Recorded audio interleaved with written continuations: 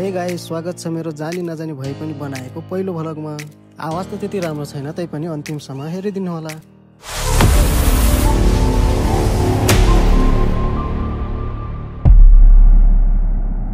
घरमा बस्दा बस्दा झ्याउ लागेर आज चाहिँ घुम्न निस्किने भनेर हामी सबैजना रेडी हुन्छौँ।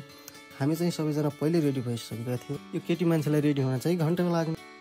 जान भनेर निस्केकै थियौँ, यति बेला चाहिँ आन्टीको ग्यास भएको रहेछ, बजारसम्म लगिदिन भन्नुभयो। म आफू चाहिँ भ्लग गराउँछ भनेर ग्यास भाइलाई बोकाएर हामी सबैजना आफ्नो गन्तव्यतर्फ लाग्यौँ। अब उहाँहरू चाहिँ को हुनुहुन्छ भन्नु होला। उहाँ चाहिँ मेरो म्याडम चाहिँ हुनुहुन्छ, अनि पछाडिको आन्टी, अनि पछाडिको भाइ, एकजना भाइ पछाडि आउँदैछ।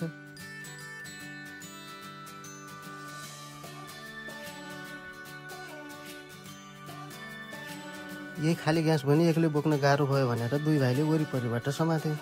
केही टाइमपछि अर्को भाइ पनि आइपुग्यो र ग्यास मैले उसलाई समात्न लगाएँ। हामी पुग्नुपर्ने चाहिँ ऊ त्यहाँ पारीको डाँडामा। अहिले यहीँबाट देखेर मलाई त्यो झ्याउ लागिसक्यो।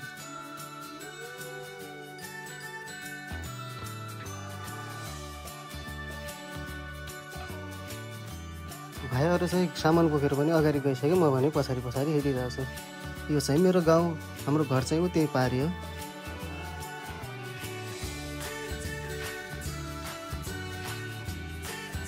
सिलिन्डर छोड्नुपर्ने ठाउँ पनि आयो। हामीले चाहिँ यहीँ सिलिन्डर छोडेर मेरो चाहिँ कपाल काट्नु थियो, त्यसैले हामी चाहिँ अगाडि गयौँ। आन्टी र म्याडम थियो भने पछाडि आउँदै हुनुहुन्छ।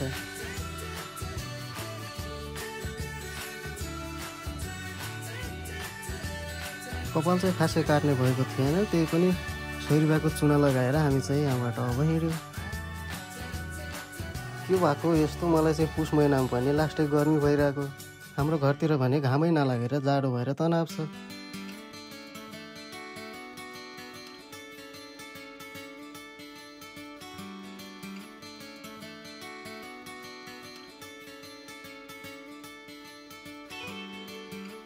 हामी पुग्नु पर्ने चाहिँ ऊ त्यहाँ पारेको डाँडामा हो।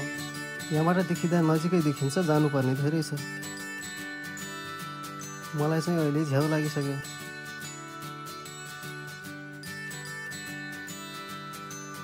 फाइनली हामी चाहिँ तोलीखोला पुल पुग्यौँ र यहाँबाट चाहिँ हामी मेन रोड छोडेर माथितिर जान्छौँ।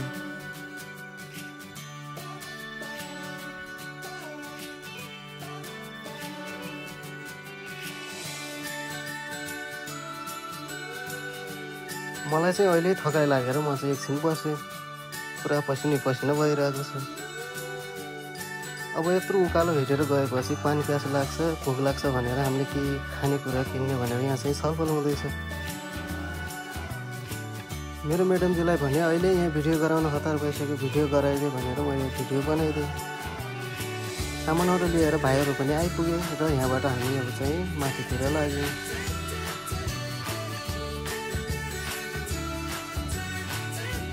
अब चाहिँ यहाँबाट माथि पुग्नलाई पुरै उकालो हिँड्नुपर्ने हुन्छ।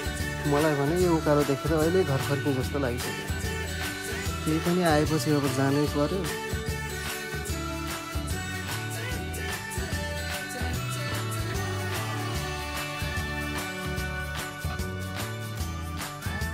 अरू भने कति छिटो हिँडिरहेको थिएँ, म भने हिँड्नै सकिरहेको थिइनँ। घरबाट जाउँ भनेर जिद्दी गरेर आएको, अब भने म्याडमजीलाई गाह्रो भयो।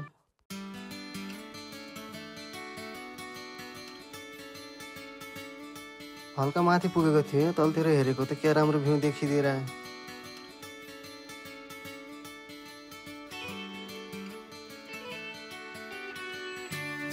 यो चाहिँ हाम्रो छिन्चु बजार, यहीँबाट यति राम्रो देखिरहेको छ। माथि गयो भने चाहिँ अझ धेरै राम्रो देखिन्छ।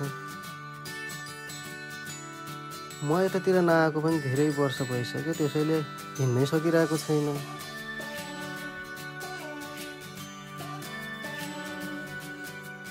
एउटा भाइ चाहिँ अगाडि गएको, कहाँ गयो हामीले भेट्नै सकिरहेको छैन। घरमा हुँदा चाहिँ जाम भनेर जिद्दी गर्ने, यहाँ आएपछि चाहिँ म्याडमजीलाई गाह्रो भयो। चप्पल हातमा समाएर हिँडिरहनु भएको छ। यता भाइ भने अब म पनि भ्लग गराउँछु भनेर भिडियो खिचिरहेको छ।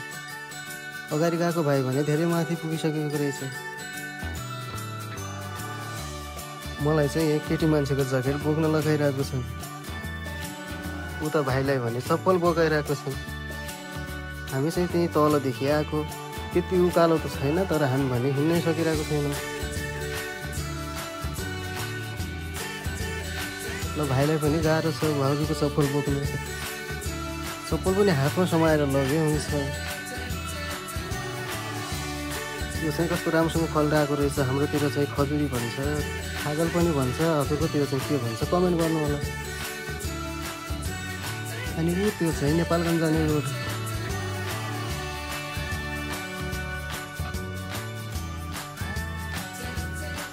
मलाई चाहिँ हिँड्दा हिँड्दा पुसको महिनामा पनि शरीरभरि पसिना आएर तनाव भइसक्यो।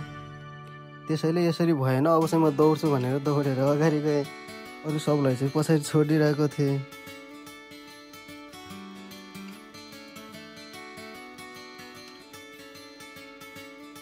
फाइनली हामी चाहिँ गन्तव्यमा आइपुग्यौँ। हामीभन्दा अगाडि आइरहेको भाइ चाहिँ माथि गएर बसिरहेको रहेछ।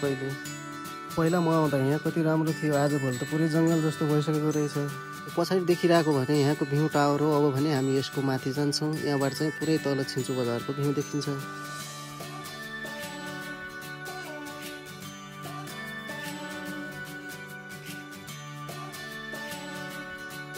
यहाँ माथि जानुपर्ने सिँढी पुरै ठाडो, त्यहीमा पनि यो धेरै पुरानो भइसक्यो, त्यसैले हल्लिरहेको छ। यहाँ वरिपरि कुनै समाउने सेफ्टीहरू पनि छैन।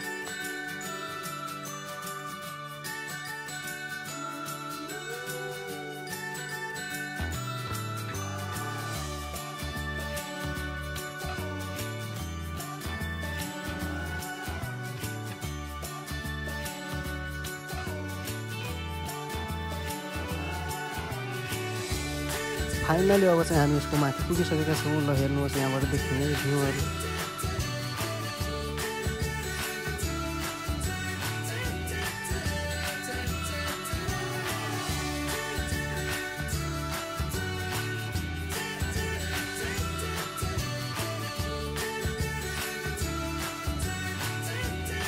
त्यसपछि सबैजनाले भिडियो गराइदिने भने र त्यसपछि मैले सबैजनाको पालो भिडियोहरू बनाइदिएँ। यहाँसम्म आइसकेपछि मैले पनि एक दुईवटा भिडियो बनाइदिनु भनेर मैले पनि भिडियोहरू बनाएँ।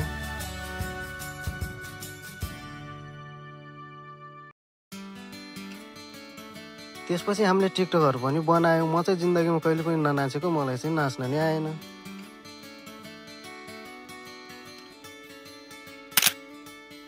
त्यसपछि हामीले सबैजनाको पालो फोटोहरू खिच्यौँ। यत्रो हिँडेर आएको हामीलाई चाहिँ अब भोक लागिसकेको थियो र सबैजना बसेर ल्याएको खानेकुराहरू खायौँ। उहाँ चाहिँ बाँदर जस्तो म चाहिँ एक्लै बसेर खान्छु भनेर एक्लै बसेर खानुभयो र हामीले चाहिँ सबैजना बसेर खायौँ चाउचाउ र कुरमुरे। भ्यू टावर चाहिँ धेरै पुरानो भएर किन हल्लिरहेको थियो धेरै। सबै खाइसकेपछि त्यहाँबाट चाहिँ हामी हिँड्यौँ। त्यहाँबाट ओर्लिँदै गर्दा फेरि म्याडमले भिडियो बनाइदिए भन्नुभयो। उहाँको लागि चाहिँ मैले भिडियो बनाइदिएँ। जाँदा चाहिँ केही भएन, आउँदाखेरि चाहिँ मलाई पनि एकदमै डर लागिरहेको थियो। बिस्तारै त्यहाँबाट तल ओर्लियौँ।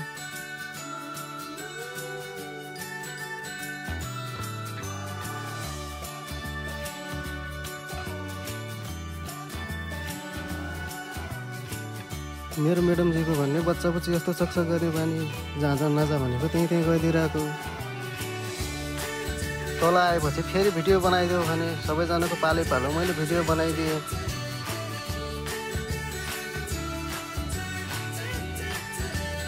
अब भने यहाँ तल एउटा ताल छ, त्यो ताल पनि हेरेर फोटो खिचेर त्यहीँबाट हामी घर जाने भनेर तल तालतिर लाग्यौँ। अब भाइले म 2 लाइन के भनेर भिडियो बनाउँछु भन्यो। केटाकेटी हो, कोही केटाको मनसँग नखेल्नु।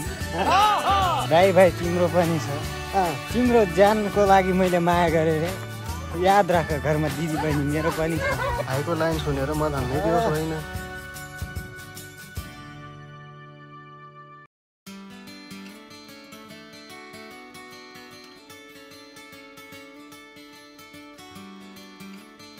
यो चाहिँ यहाँको ताल। म पहिला आउँदाखेरि चाहिँ पुरै सफा थियो यहाँ, आजभोलि पनि पुरै जङ्गल जस्तो भइरहेको रहेछ। खासै राम्रो त छैन, त्यही पनि यतैबाट घर जाने भनेर हामी यताबाट आयौँ।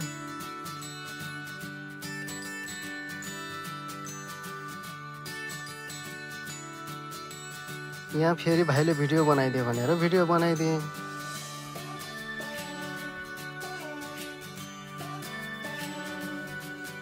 केटीहरूको भानी जति टिकटक बनाए पनि नपुग्ने, यहाँ पनि फेरि टिकटक बनाइरहेको रहेछन्।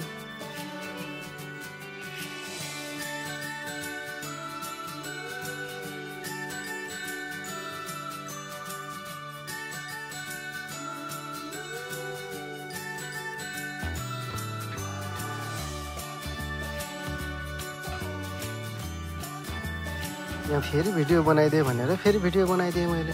त्यसपछि यो तालको छेउमा 2-4वटा फोटो खिचेर अब लाग्छौँ हामी घरतिर। आउने बेला हिँड्नै नसकेको मान्छेहरू अहिले त ओह्रालो पाएर होला दौडिरहेको छन्।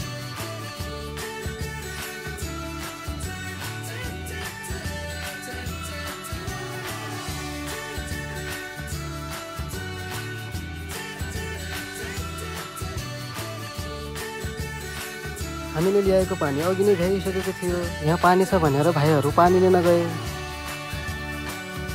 एकछिन बसेर पानी सानी खाएर यहाँबाट हामी हिँड्यौँ।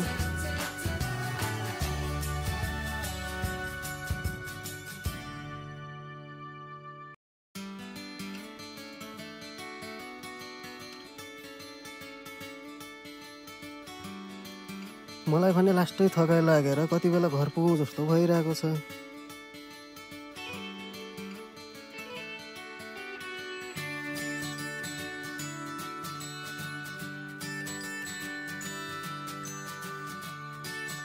आउँदा ओह्रालो भएर सबैजना दौडिरहेको छन्।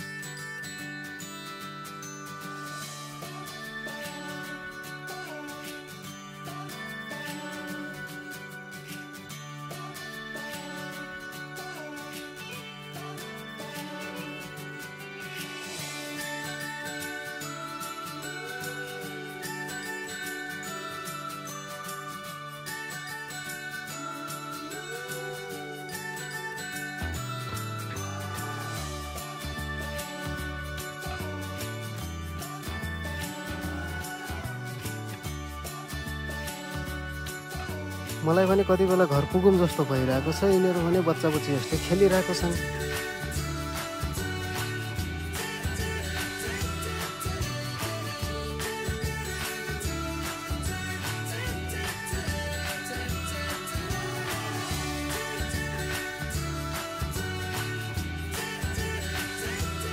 मेरो म्याडमजीको भने अझै पनि बचपन गएको छैन, बच्चा बच्ची जस्तो खेलिरहेको छ।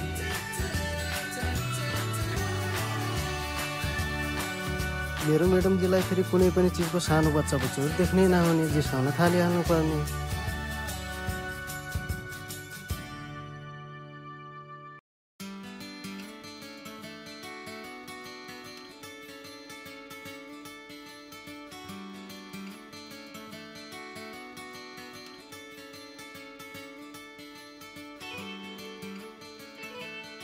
ल फाइनली अब भने हामी मेन रोडमा पुगिसकेका छौँ। अघि आएको बजारको बाटो लामो भयो भनेर अब चाहिँ हामी गाउँको बाटो सर्टकट जाँदैछौँ।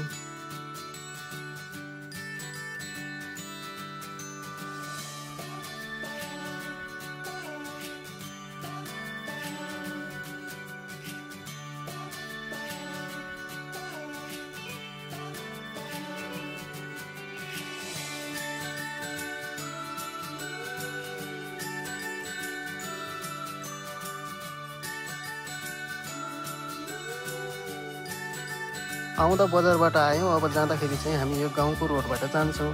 यहाँबाट जाँदा बजारबाट भन्दा छिटो पुगिन्छ।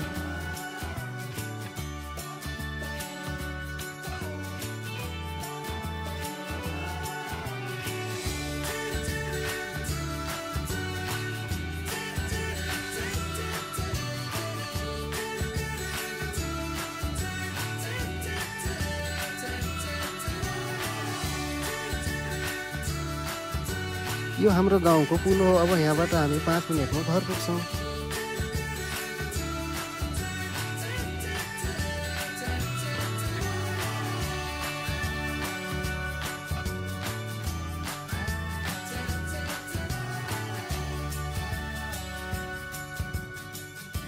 फाइनली अब भने हामी घर पुगिसकेका छौँ। छिट्टै भेट्नेछौँ अर्को भ्लगमा। त्यतिन्जेललाई बाई बाई।